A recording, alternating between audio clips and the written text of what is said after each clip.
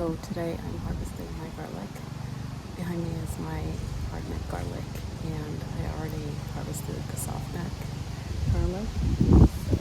It's a bit early this year, but started to grow and I pulled out some of the items out of these varieties, so it's definitely time.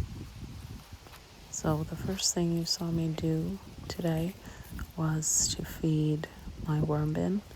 I'm trying to get into the habit of feeding them every time I'm on the allotment. And I'm showing you here what I was saying. The audio wasn't great. That the first layers of the skin on the white garlic was starting to rot out, so it was a little bit too late actually, but it was good that I harvested them on these days so that there was no damage to the garlics. And so I was feeding them. I usually feed them like some food scraps from my house, and if I remove any leaves from plants, I'll give them to the worms as well. So in this bed, I'm going to plant out some cucumbers and some beets. So I just started out by putting down some rock dust. I just recently bought rock dust. I haven't used it ever before. But since I have it now, I'm going to use it I think it's good for adding minerals and things like that to the soil. And in this bed particularly, there's no real life, I feel. It's like a really sandy soil, and I don't really see any worms when I dig around. So I'm going to try to work on this soil. And then I added some alfalfa pellets before I put the cucumbers in the holes that I made. And I think maybe I'll try to have like a cover crop in this bed, just to add like some organic matter, and then maybe adding some of that worm castings when I start harvesting that. And so the next task on the allotment was to harvest 2 buckets of potatoes. I never got around to filling the pots up, so it was only like halfway full of horse manure. And my plan was, when they were just starting to sprout, I was gonna add more soil or horse manure or whatever I was planning on using, but I never got around to it. So a lot of them were green, so I figured I'll just harvest what I can out of them. And then I potted up some berry bushes into larger buckets, and here I'm planting out some sunflowers that I want to try to save seed from. I think these are Pro Cut. I don't know what type of Pro Cut, and they're F1 hybrids, so maybe I won't be able to grow them out identically to the seeds that I'm growing, but they're so expensive here, so I just figured even if they're not exactly the same, they'll grow a sunflower, and that's fine enough for me. And so in this corner, I'm planting out sugar snap peas, and I just made a trench with my hand, and then I put down some rock dust and some alfalfa pellets, and you can see in this bed there's a lot of ants. And in the last bed that I said that the soil has turned really sandy and there's not a lot of life in it, there was a lot of ants in that one too, so maybe they are responsible for making the soil like that, I don't know. And then I'm harvesting the rest of the soft neck garlic bed.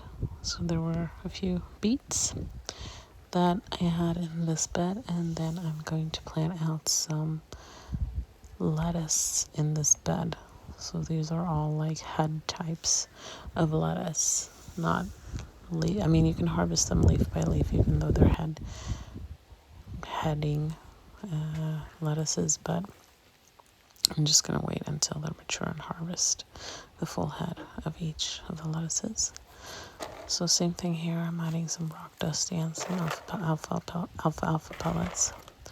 I'm not like really specific when it comes to organic fertilizers. I always try to add like a source of nitrogen, and usually that's alfalfa pellets or blood meal.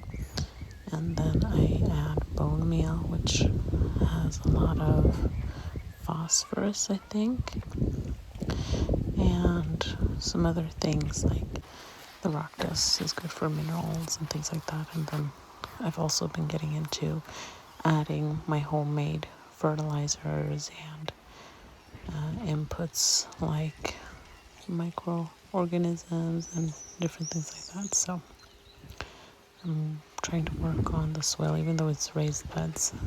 I still want there to be life in the soil to feed the plants, not just constantly be having to feed the plants. I want to feed the soil so the soil can feed the plants.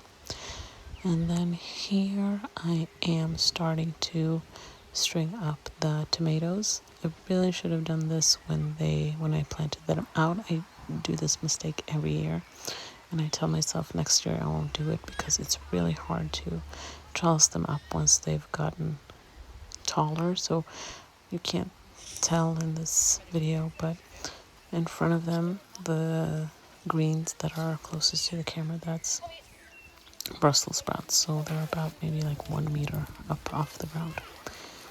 So it's really hard because the tomatoes break really easily. And then I just harvested a large beet from a different bed. And once I got home, I had bought some chrysanthemum flowers to take cuttings off of. I have been taking cuttings off of chrysanthemum every time that I get a bouquet or buy a bouquet that has them in the bouquet. And it's really easy to do, but with this batch, I didn't put them in my cutting area. So I have a little plastic box that I put all my cuttings in, and it gets quite warm in there. And then I frequently mist so that it's high humidity, high heat, and it's really easy for the cuttings to take in there. But I didn't put these ones in there, so not a lot of them survived or rooted in the pot. But I'm just cutting off all of the flowers and keeping the stems. And then I bought both rooting gel and rooting powder. So some of the holes I'll put this rooting gel into, and for some of the cuttings I'll dip them into rooting powder and then put the cutting into the pot, and then just firming them down so they make good contact with the soil. And I don't really know if one's better than the other. Up until this point, I haven't used any rooting hormone at all. I've just been putting them into soil, and it's worked this far. So thank you for joining me. Please subscribe and like and leave a comment. Until next time. Bye.